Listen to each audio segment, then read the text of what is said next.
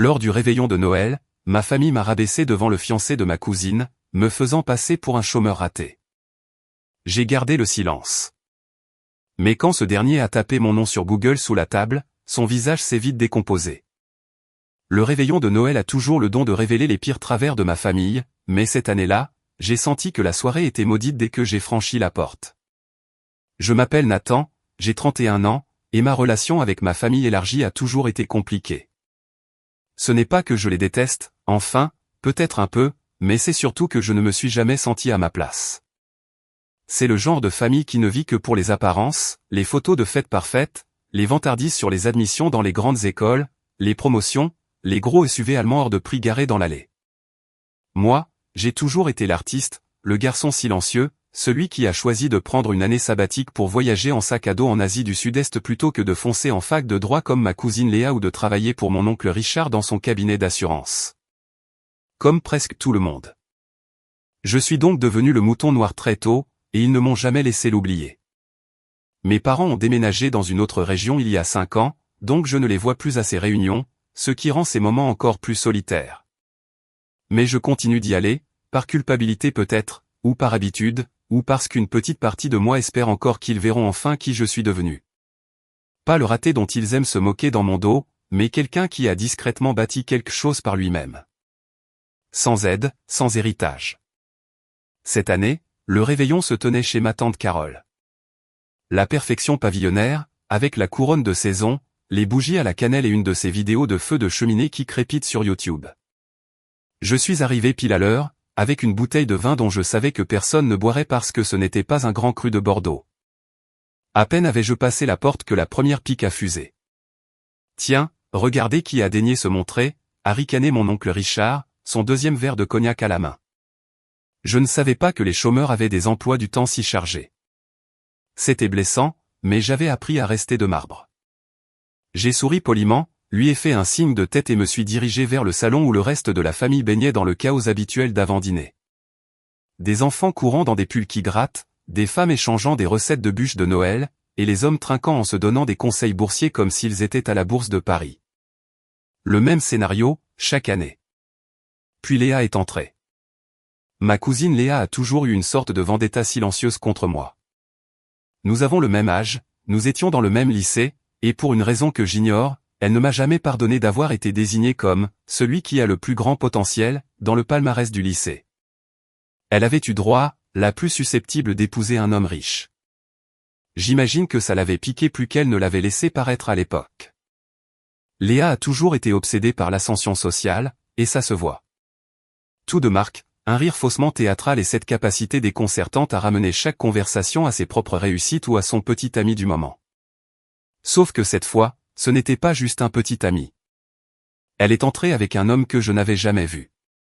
Grand, beau, il semblait tout droit sorti d'une publicité pour un magazine masculin. On pouvait presque entendre le soupir collectif des tantes. « Voici Mathieu », annonça Léa avec un sourire si large qu'il devait être douloureux. Mon fiancé. Je m'attendais à des félicitations, et elle les a eues. Tante Carole avait déjà la larme à l'œil. Oncle Richard lui a donné une grande tape dans le dos comme s'il venait de sauver un chaton d'un incendie. Quelqu'un a plaisanté sur la date du mariage, et les femmes se sont jetées sur elle comme une meute de louves bien manucurées, l'entraînant dans la cuisine pour tout savoir. Mathieu, à son crédit, semblait un peu dépassé par toute cette attention. Il m'a repéré, planté maladroitement près du piano, et s'est approché en me tendant la main. « Salut, je suis Mathieu. » Je l'ai serré. « Nathan. » Il a souri. « Léa m'a dit que vous étiez proche quand vous étiez jeune. » J'ai haussé un sourcil. « Vraiment ? C'est généreux de sa part. » Il a eu un rire nerveux, sentant probablement la tension. « Eh bien, c'est le bon moment pour faire connaissance avec tout le monde. Tu habites dans le coin. » Pas vraiment, ai-je dit. Je voyage beaucoup pour le travail. C'est à ce moment-là que Léa est réapparue, son sourire se transformant en quelque chose de plus amusé qu'accueillant. Elle s'est glissée à côté de Mathieu et a passé son bras sous le sien. Nathan est modeste, dit-elle assez fort pour que la moitié de la pièce l'entende. Disons simplement qu'il a atteint son apogée au lycée. Quelques personnes ont gloussé, y compris l'oncle Richard, qui a ajouté, il est quasiment au chômage, il vit de l'air du temps et de vieux trophées. Le rire n'était pas méchant à proprement parler. C'était pire. C'était désinvolte, familier, comme si ce n'était même plus une question. Je n'ai rien dit. Des années auparavant, ce genre de pique m'aurait fait sortir de mes gonds. Mais j'ai appris à tenir ma langue, même quand l'envie de riposter me brûlait de l'intérieur. Parce que la vérité, c'est qu'il n'avait aucune idée de ce que je faisais vraiment. Je n'en parlais jamais, non pas par honte, mais parce que ça n'en valait pas la peine. Essayer d'expliquer ce que j'avais construit n'aurait fait qu'attirer plus de questions, plus de doutes, plus de mépris désinvolte. Alors je me suis tu. J'ai laissé Léa savourer son moment. J'ai laissé Richard avoir ses rires. Je les ai tous laissés croire que j'étais toujours le même type qui avait gagné un concours national d'éloquence avant de gâcher sa vie. Mais Mathieu n'a pas ri. Il m'a jeté un nouveau regard, la curiosité brillant dans ses yeux. Et puis, si subtilement que j'ai failli le manquer, il a sorti son téléphone sous la table, a tourné l'écran loin de Léa et a tapé quelque chose sur Google.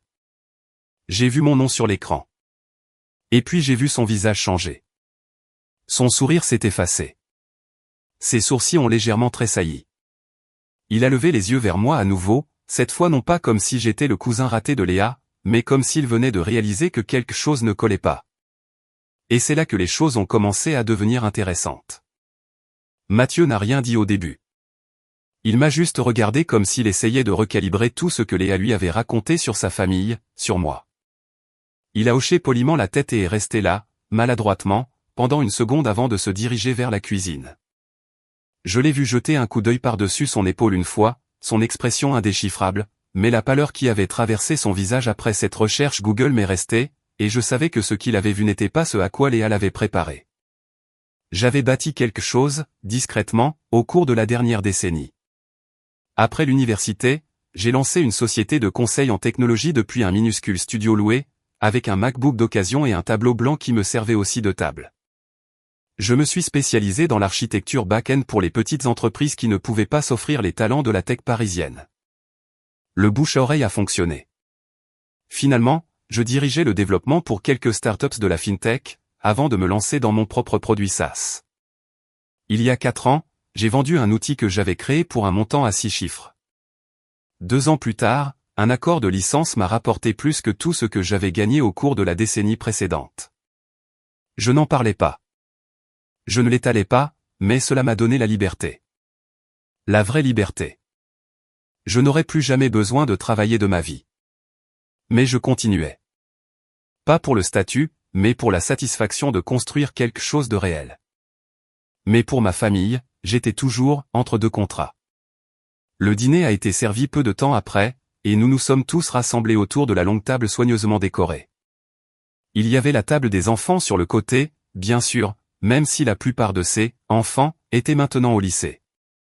À la table des adultes, le plan de table avait été clairement arrangé, et j'avais été placé tout au bout, à côté de la porte de la cuisine et d'une fenêtre qui laissait passer un courant d'air à chaque passage. En face de moi, Léa et Mathieu, flanqués de tante Carole et oncle Richard, qui en étaient déjà à leur 3e apéritif. J'ai à peine touché à mon assiette. Alors, Nathan, a dit tante Carole au milieu du repas, sa voix artificiellement douce comme celle d'un agent immobilier, des nouveaux projets passionnants sur lesquels tu t'amuses en ce moment. J'ai hoché lentement la tête. Quelques petites choses en préparation. Je viens de terminer un. Il fait des TikTok, a coupé Léa en levant les yeux au ciel tout en attrapant la saucière. Des sortes de tutoriels de code, un truc du genre. Il est devenu youtubeur maintenant. Non, pas du tout, ai-je dit calmement. Mathieu s'est éclairci la gorge. En fait, il a atteint son apogée au lycée, a dit Léa avec un sourire en coin, le coupant avant qu'il ne puisse continuer. Vous vous souvenez de ce mur de trophées qu'il avait dans la cave de ses parents? Qu'est-ce qu'il est devenu, au fait? J'ai cligné des yeux. Je les ai donnés. J'en ai fait don pour la plupart. Waouh, dit-elle. Même celui du championnat national d'éloquence? Tu le polissais comme si c'était ton bébé. J'avais 17 ans, ai-je dit. Les gens grandissent. Oncle Richard a ricané. Oui, mais pas toujours dans la bonne direction. C'était subtil, pas une insulte directe, mais le message était clair, tu avais du potentiel, et tu l'as gâché. Je me suis adossé à ma chaise et j'ai regardé autour de la table.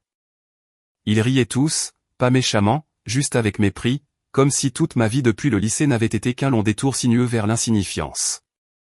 Ma mâchoire s'est crispée, mais je suis resté silencieux. Et c'est là que la vraie trahison a frappé. Au milieu du dessert, un vacherin hors de prix sur lequel Léa avait insisté. Oncle Richard a teinté son verre pour attirer l'attention de tous. Bon, a-t-il dit en bredouillant avec un demi-sourire. J'ai une petite annonce à faire.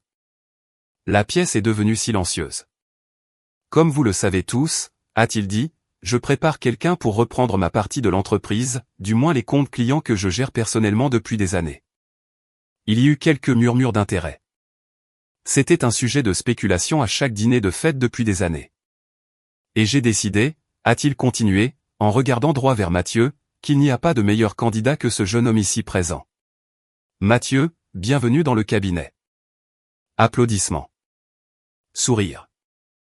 Léa rayonnait. Tante Carole a versé une larme.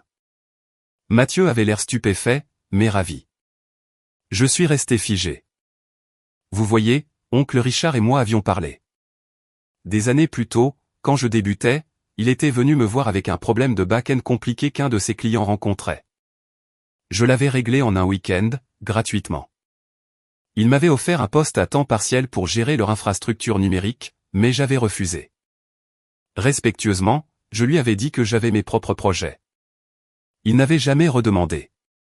Mais maintenant, donner le poste au fiancé de Léa, quelqu'un qu'il connaissait à peine, ressemblait à une déclaration délibérée, une gomme symbolique, le saut final sur le récit qu'ils avaient tous écrit pour moi. Nathan n'a pas sa place dans les réussites de cette famille. Tout le monde a levé son verre. Sauf moi. J'ai croisé le regard de Mathieu. Il me fixait à nouveau. Mais maintenant, ce n'était plus seulement de la confusion. C'était de la culpabilité. Nathan, a-t-il dit en s'éclaircissant la gorge. On devrait parler après le dîner. Mais Léa l'a interrompu en riant. Ne l'entraîne pas dans des discussions de boulot. Il est déconnecté, tu te souviens? Nomade digital ou quelque chose comme ça. Tu vas lui faire peur. Mes doigts se sont crispés autour de la base de mon verre. Je sentais la chaleur monter à mon visage. Pas de la colère, exactement. Quelque chose de plus profond. Un mélange d'humiliation, de trahison et d'amère lucidité. Je n'étais pas seulement un détail pour eux. J'étais la blague de la famille. Les assiettes à dessert ont été débarrassées. Les gens ont commencé à retourner dans le salon. Je suis resté assis. Mathieu a hésité un instant, puis s'est levé et a suivi Léa, tiré par sa main comme un poney de foire. Oncle Richard est passé à côté de moi en sortant et m'a tapé sur l'épaule. Ne le prends pas personnellement, Nathan. Tu n'es juste pas fait pour le monde de l'entreprise. Je l'ai regardé. C'est ce que Léa t'a dit? Il a haussé les épaules. Elle n'a pas eu besoin. Les actes parlent d'eux-mêmes, non? Je l'ai regardé s'éloigner. C'est à ce moment-là que quelque chose s'est fissuré. Pas une rupture bruyante et dramatique, plutôt un glissement silencieux sous la surface, comme des plaques tectoniques qui bougent juste assez pour provoquer un tremblement de terre. Des heures plus tard, je me suis levé lentement et je suis sorti. L'air de novembre mordait à travers ma veste, vif et revigorant. J'ai sorti mon téléphone, ouvert mon navigateur et affiché quelque chose que je n'avais pas regardé depuis des mois. La page d'accueil de mon entreprise. Propre, professionnel, minimaliste. Juste en dessous de la ligne de flottaison, la liste des clients, quelques grands noms, d'autres de niche, mais tous réels, tous documentés.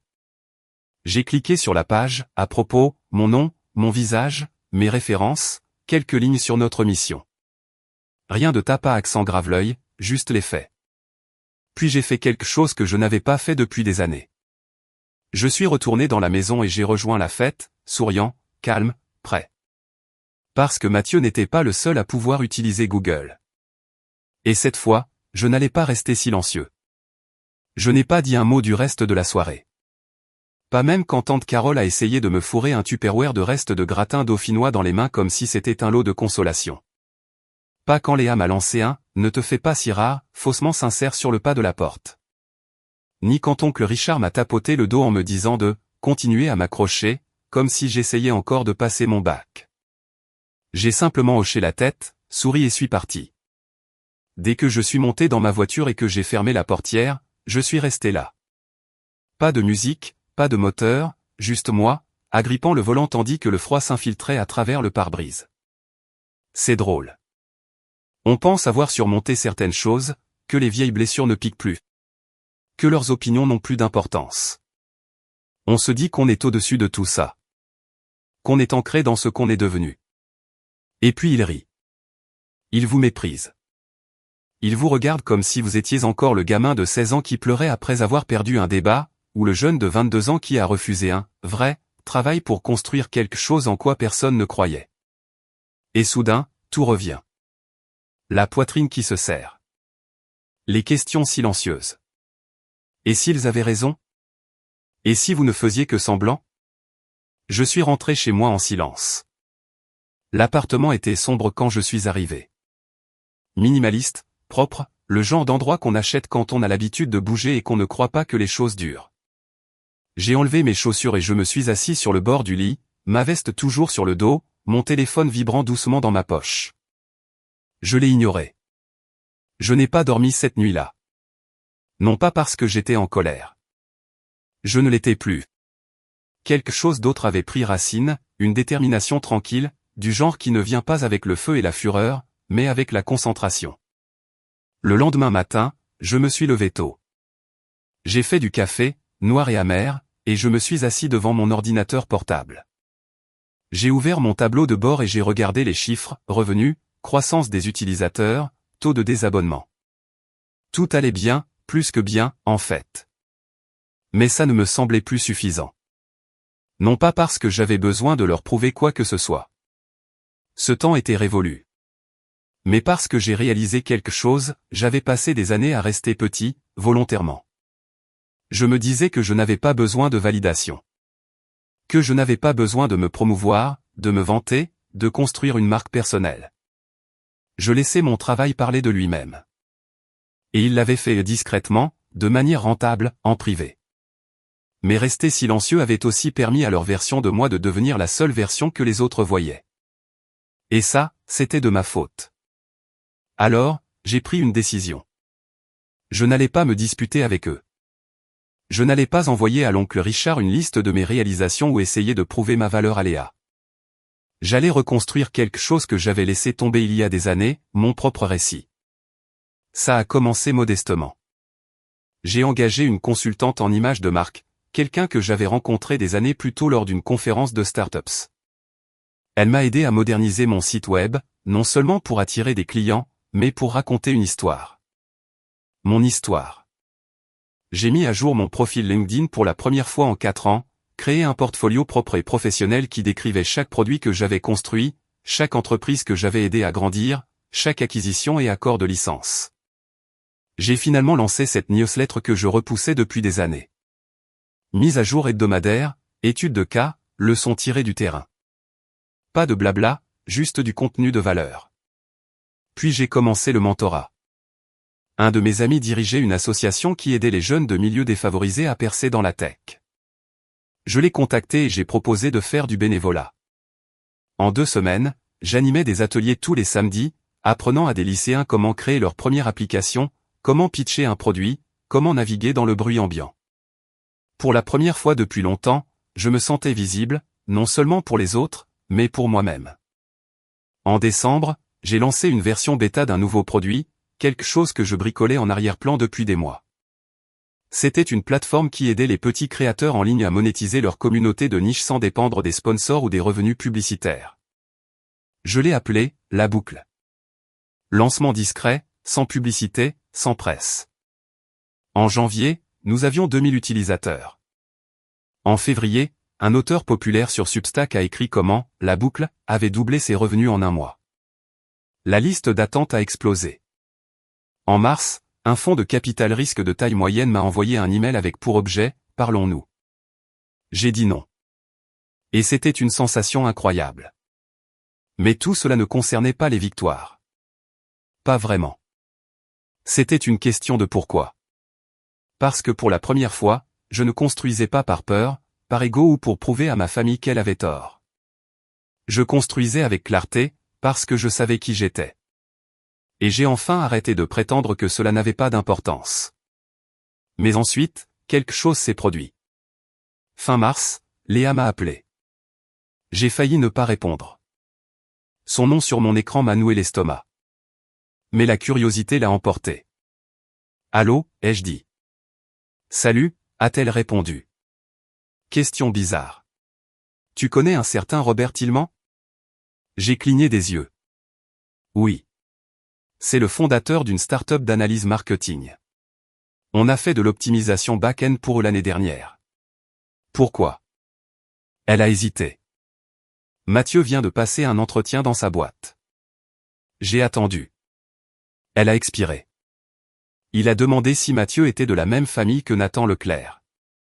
Il a dit qu'il avait vu le nom de famille sur son CV et qu'il s'était posé la question. C'est là que j'ai compris. Il me cherchait sur Google maintenant.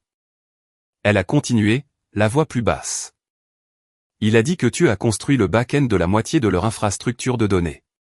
Qu'il a essayé de te débaucher pour un poste de directeur technique à plein temps, mais que ça ne t'intéressait pas. Silence. Puis Léa a ajouté, je ne savais pas. Je n'ai pas répondu. Elle a essayé à nouveau. Pourquoi tu ne nous as jamais rien dit?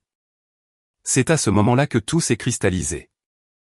J'ai essayé, ai-je dit calmement. Vous n'écoutiez tout simplement pas. Elle n'a pas discuté. Pour la première fois, peut-être de sa vie, elle n'avait pas de répartie. Pas de sarcasme, juste le silence. Quelques jours plus tard, Mathieu m'a envoyé un email. Objet, excuses et café. Il ne me devait rien, mais il l'a offert quand même. Il a dit qu'il était mal à l'aise de la façon dont les choses s'étaient passées. Qu'il aurait aimé prendre la parole.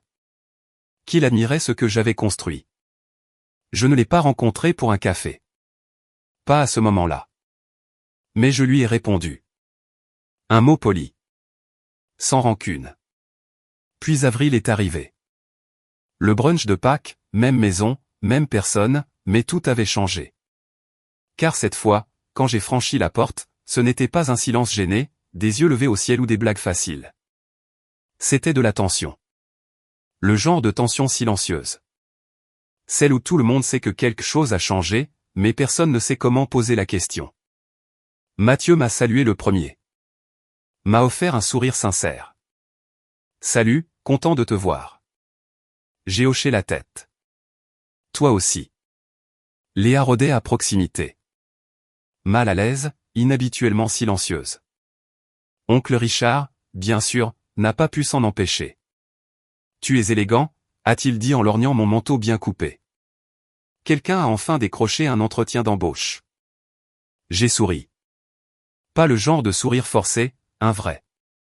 En fait, j'embauche en ce moment, ai-je dit en enlevant mon manteau. Nous sommes en pleine croissance. Il a haussé un sourcil. Nous. Mon équipe, ai-je dit. Il a cligné des yeux. Tu as une équipe? Je n'ai pas répondu. J'ai laissé le silence faire le travail. Mais je n'étais pas là pour la vengeance. Pas encore. J'étais là pour regarder les dominos s'aligner. Parce que ce qu'il ne savait pas, c'est que la plus grande trahison était encore à venir. Et ce n'est pas moi qui allais la livrer. On dit que la vengeance est un plat qui se mange froid, mais je n'ai jamais aimé cette métaphore. Les choses froides sont ternes, silencieuses, oubliées. Ce que je voulais n'était pas un plat froid. C'était quelque chose qui reste, quelque chose dont il se souviendrait. Non par cruauté, mais par clarté. Je ne voulais punir personne. Je voulais qu'ils comprennent ce qu'ils avaient fait, qui ils avaient méprisé, ce que cela leur avait coûté, et ce que signifiait sous-estimer quelqu'un simplement parce qu'il refusait de faire du bruit. Le brunch de Pâques s'est déroulé sans esclandre, ce qui m'a surpris. Léa n'a pas beaucoup parlé, sauf si on s'adressait à elle. Mathieu, en revanche, a essayé. Il m'a posé des questions sur la boucle, sur mon équipe, m'a même demandé mon avis sur l'adéquation produit-marché pour une idée de start-up qu'il avait en tête. Je lui ai donné des réponses polies. Rien de trop profond. Je n'étais pas encore prêt à abattre mes cartes. Mais j'ai pris des notes mentales sur son ton, sur la façon dont Léa le regardait maintenant, comparé à Noël. L'étincelle avait disparu. La possessivité dans sa voix lorsqu'elle l'avait présenté comme son fiancé s'était transformée en quelque chose de fragile et de théâtral. Ses sourires se brisaient trop vite et elle s'accrochait à son verre de vin comme si c'était sa seule bouée de sauvetage. J'aurais pu m'arrêter là. Je n'avais pas besoin de m'impliquer davantage. Mais le fait est qu'ils avaient tiré les premiers. Léa ne s'était pas contentée de se moquer de moi. Elle avait réécrit mon histoire devant ma famille, devant Mathieu. Elle avait transformé mon silence en échec, ma discrétion en honte, et pire, elle y avait pris plaisir. Alors oui, je voulais que la vérité éclate, mais je ne voulais pas la raconter moi-même. Je voulais qu'il la découvre, pièce par pièce. Alors j'ai commencé à préparer le terrain. D'abord, j'ai contacté une vieille amie, Kayla. Nous avions travaillé ensemble dans une start-up fintech pour laquelle j'avais été consultant en 2018. Elle était brillante, dirigeait sa propre agence de design de produits, et il se trouvait qu'elle sortait avec un journaliste spécialisé dans la culture d'entreprise et les success stories de la tech. Je l'ai contactée de manière décontractée au début, juste pour prendre des nouvelles. 2 semaines plus tard, j'ai glissé une phrase soigneusement formulée, la boucle commence enfin à prendre de l'ampleur. Je pense à raconter l'histoire publiquement bientôt. J'aurais besoin de quelqu'un avec un bon sens du titre. Kayla a sauté sur l'occasion. 3 jours plus tard, j'étais en appel vidéo avec son petit ami, Liam. Nous avons parlé de bootstrapping, des lacunes du marché, de la solitude de construire en silence. De ce que l'on ressent quand on est méprisé par sa propre famille pour finalement réussir discrètement, loin des regards. Il était accroché. « Tu es une sorte de héros anti-LinkedIn », a-t-il dit au milieu de notre deuxième appel. Pas de vantardise, pas de leçon de morale, juste des résultats. J'adore. Je lui ai dit que j'allais y réfléchir. Ce que je ne lui ai pas dit, c'est que l'article n'était pas pour moi. Pas vraiment. C'était un appât. Et s'il attrapait le bon poisson, je saurais que le moment était venu. Pendant que cela se préparait, j'ai fait quelques manœuvres stratégiques, subtiles. J'ai mis à jour la page de l'équipe de La Boucle, pour inclure les nouvelles recrues, designers, ingénieurs, marketeurs, tous en télétravail, tous réels. Le site avait l'air plus actif maintenant, plus légitime. Puis j'ai discrètement invité Mathieu à une table ronde virtuelle que j'organisais pour les fondateurs indépendants. Pas personnellement, j'ai juste ajouté son adresse email professionnelle à la liste de diffusion. Sans contexte, juste une invitation avec une bannière élégante, de 0 à 100 000 euros. Le bootstrapping en 2025. Il a répondu à l'invitation dans l'heure. Une semaine plus tard, l'article est sorti. L'homme qui a atteint son apogée au lycée. Comment Nathan Leclerc a discrètement bâti une plateforme à plusieurs millions d'euros pendant que sa famille se moquait. Je n'ai pas écrit ce titre. C'est Liam. Il est devenu semi-viral sur LinkedIn. Partagé par quelques influenceurs de la tech. Cité par un blog marketing. Il a même figuré dans la newsletter de Product Hunt comme l'histoire de fondateur de la semaine. Les chiffres ont grimpé. Mais plus important encore, les regards se sont tournés. Léa l'a vu. Je le sais parce que pas 24 heures plus tard, j'ai reçu un SMS. Léa, alors comme ça, tu voyageais pour le travail, hein? J'ai fixé le message pendant un long moment avant de répondre. Moi, c'est toujours le cas. Elle n'a pas répondu, mais 2 jours plus tard, Mathieu l'a fait. Mathieu, j'ai lu l'article. Époustouflé. J'adorerais avoir ton avis un de ces jours. Je crois que j'ai tout gâché. Je n'ai pas répondu tout de suite. Je me suis plutôt concentré sur l'étape 2, la fête de l'été. Chaque mois de juin, la famille organisait une grande fête estivale. Barbecue, jeux dans la piscine, t-shirts assortis, tout le tralala. Comme Noël, c'était plus pour la performance que pour les gens. Normalement, je n'y allais pas. Cette année, j'ai répondu présent avec un « +1 ». Il ne s'agissait pas de débarquer avec un mannequin à mon bras. Ce n'était pas le genre de la maison. J'ai plutôt amené quelqu'un de plus stratégique, Ava. C'était ma directrice des opérations. Brillante, charismatique, redoutable. Elle pouvait tenir tête à n'importe qui, et elle avait l'air de quelqu'un d'important sans avoir besoin de le dire. Nous ne sortions pas ensemble, mais nous nous entendions comme larrons en foire. Elle a compris la mission dès que je la lui ai expliquée. Tu veux faire ça en douceur, a-t-elle dit après que je lui ai présenté l'idée lors d'un dîner tardif. Laissez la tension monter. Exactement.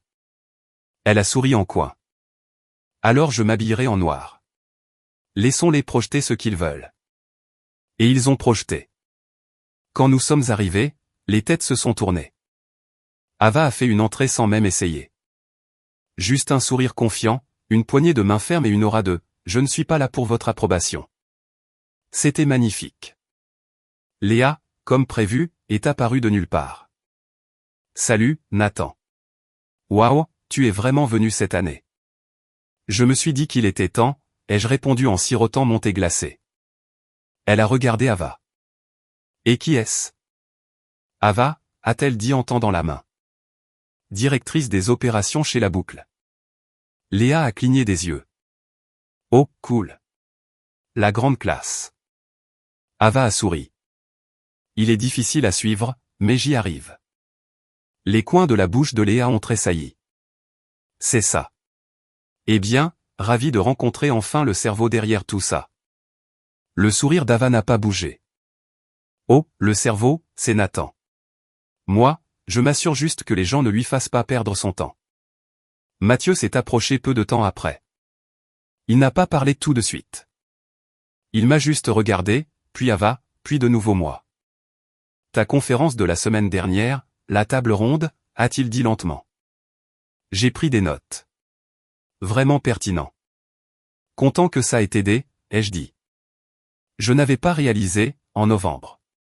Je veux dire, j'aurais aimé dire quelque chose. Tu l'as fait, ai-je dit. Juste pas à voix haute. Il a baissé les yeux.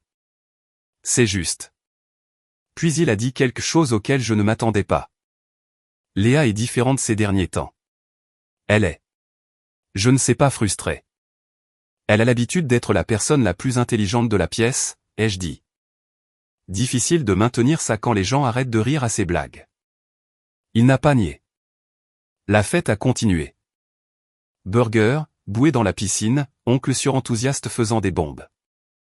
Je me suis mêlé aux autres. J'ai souri. Je n'ai pas essayé de dominer la conversation. Je n'en avais pas besoin, car maintenant, c'était eux qui demandaient, alors, tu as ta propre boîte maintenant. C'est quel genre de plateforme? Tu as une équipe? Même l'oncle Richard s'est approché de moi, maladroitement, avec une assiette de travers de porc et un ton changé. Je ne savais pas que tu étais toujours dans la tech, a-t-il dit. Mathieu a parlé d'une sorte de plateforme pour créateurs. La Boucle, ai-je dit. Ça a l'air intéressant. Tu devrais y jeter un œil. Ton cabinet a des clients qui pourraient en bénéficier. Il a marqué une pause. Je vais le faire. Mais il ne le ferait pas, car maintenant il savait exactement ce que cela signifierait. La phase suivante de mon plan était presque prête. Une dernière chose devait se mettre en place. Un client, l'un des plus gros de l'oncle Richard. Nous avions eu des discussions préliminaires depuis des mois. Rien d'officiel, mais il m'avait recontacté après avoir vu l'article.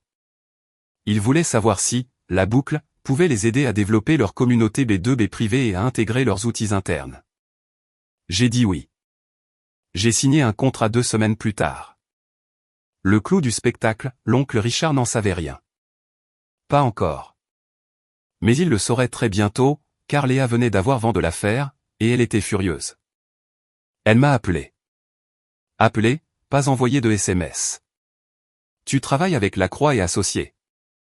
Oui. Tu savais que c'était l'un des plus gros clients de Richard. Ils m'ont contacté. Tu fais ça exprès? Non, ai-je dit. C'est toi qui as fait ça exprès. En novembre. Je ne fais que suivre le mouvement. Elle est restée silencieuse. Nathan, tu n'es plus le même. Si, je le suis, ai-je dit.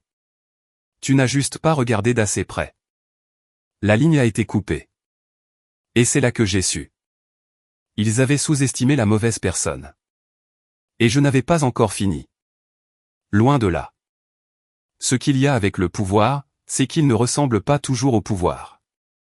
Parfois, il ressemble au silence, à la retenue, au fait de laisser tout le monde creuser sa propre tombe pendant que vous souriez, serrez des mains et attendez que la dernière pièce tombe. Et cette pièce, elle est tombée en juillet. Lacroix et Associés, le client que l'oncle Richard avait passé près d'une décennie à cultiver, était en train de faire la transition de son infrastructure. Cela signifiait se déconnecter du back-end hérité de son cabinet et migrer vers une plateforme de communauté et d'analyse entièrement intégrée. Une plateforme qui pouvait faire tout ce que son équipe gérait auparavant, et plus encore. Une que j'avais construite. Richard ne le savait pas encore, mais la mèche était déjà allumée. J'ai été intégré en tant que conseiller technique. C'est le terme qu'ils ont utilisé. Ce que ça voulait vraiment dire, j'avais un droit de veto. Toute intégration, tout transfert, toute migration de données passait d'abord par moi. 2 semaines avant la transition, Lacroix et Associés a envoyé des notifications formelles à tous les fournisseurs impliqués, y compris le cabinet de l'oncle Richard. Procédure standard, routine. Mais Richard ne s'y attendait pas. Je le sais parce que j'ai reçu un appel de Léa. Tu le remplaces, a-t-elle sifflé. Je me suis adossé à ma chaise, le téléphone à l'oreille. Je ne remplace pas, je modernise. Tu savais qu'il était leur fournisseur. Oui. Et tu ne lui as rien dit. J'ai fait une pause. M'a-t-il jamais dit que je n'étais pas assez bon pour travailler dans son cabinet? Elle s'est tue, puis, plus bas, tu sais que ça va le frapper durement, non? J'ai regardé par la fenêtre. C'est drôle, il n'avait pas l'air très inquiet quand il a dit à Mathieu que j'étais quasiment au chômage. Elle a raccroché. Et c'est là que j'ai su qu'elle avait enfin compris. Je n'avais pas seulement bâti une entreprise. J'avais bâti un levier. Et maintenant, je l'utilisais.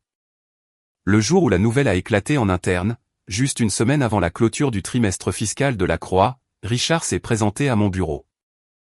Pas à mon appartement, pas dans un café, à mon bureau. Il est entré comme s'il était chez lui, arborant un sourire forcé et serrant un dossier en carton comme si c'était une épée. Nathan, a-t-il dit. On peut parler? Aval a accueilli à la réception. Vous pouvez attendre ici. Nathan arrive dans 5 minutes. Il a eu l'air stupéfait, comme si personne ne lui avait jamais demandé d'attendre auparavant. Mais il l'a fait.